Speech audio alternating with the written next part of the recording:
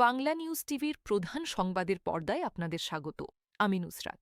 আজকের বিশেষ প্রতিবেদনে থাকছে সরকারি চাকরিজীবীদের জন্য নতুন পে স্কেল নিয়ে বড় আপডেট। আসন্ন ২০২৬-২৭ অর্থবছরে জাতীয় বাজেটে সরকারি কর্মকর্তা কর্মচারীদের বেতন বৃদ্ধির জন্য প্রায় ৩৫,০০০ কোটি টাকা বরাদ্দ রাখার প্রস্তুতি নিয়েছে সরকার।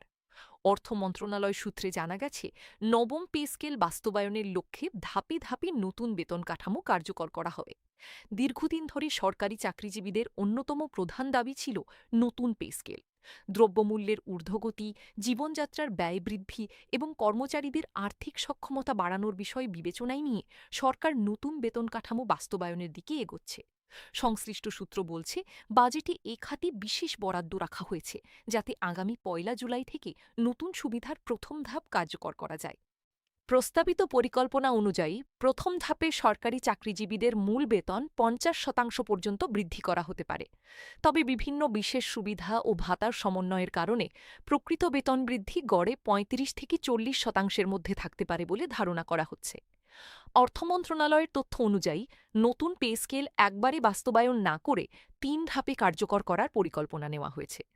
প্রথম অর্থবছরে বেতনের একটি অংশ, দ্বিতীয় অর্থবছরে আরও একটি অংশ এবং তৃতীয় ধাপে পূর্ণাঙ্গ বেতন ও ভাতা কাঠামো বাস্তবায়ন করা হবে।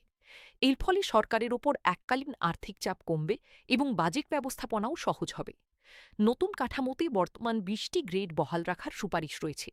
পাশাপাশি সর্বনিম্ন মূল বেতন ৮,২৫০ টাকা থেকে বাড়িয়ে ২০,০০০ টাকা এবং সর্বোচ্চ মূল বেতন ৭৮,০০০ টাকা থেকে বাড়িয়ে ১,৬০,০০০ টাকা করার প্রস্তাব আলোচনায় রয়েছে।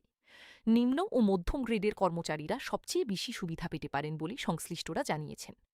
এদিকে নতুন পে স্কেল বাস্তবায়নের ফলে সরকারি পেনশনভোগীরাও উপকৃত হতে পারেন। কারণ নতুন বেতন কাঠামোর সঙ্গে পেনশন সুবিধার সমন্বয় করার বিষয়টিও সরকারের বিবেচনায় রয়েছে। এতে অবসরপ্রাপ্ত সরকারি কর্মকর্তা কর্মচারীদের আর্থিক অবস্থারও উন্নতি হতে পারে।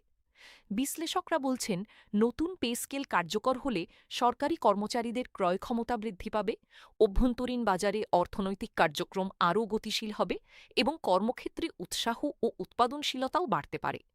তবে একই সঙ্গে সরকারের পরিচালন ব্যয়ও উল্লেখযোগ্য হারে বৃদ্ধি পাবে, যা বাজেট বাস্তবায়নের ক্ষেত্রে একটি বড় চ্যালেঞ্জ হিসাবে দেখা দেবে।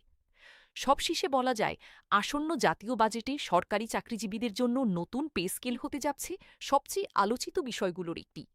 প্রায় ৩৫,০০০ কোটি টাকার বিশেষ বরাদ্দ এবং ধাপে ধাপে বাস্তবায়ন পরিকল্পনা সরকারি কর্মকর্তা কর্মচারীদের মধ্যে নতুন আশার সঞ্চার করেছে। এখন সবার নজর জাতীয় বাজেট ঘোষণার দিকে, যেখানে নতুন বেতন কাঠামোর চূড়ান্ত রূপরেখা তুলে ধরা হবে।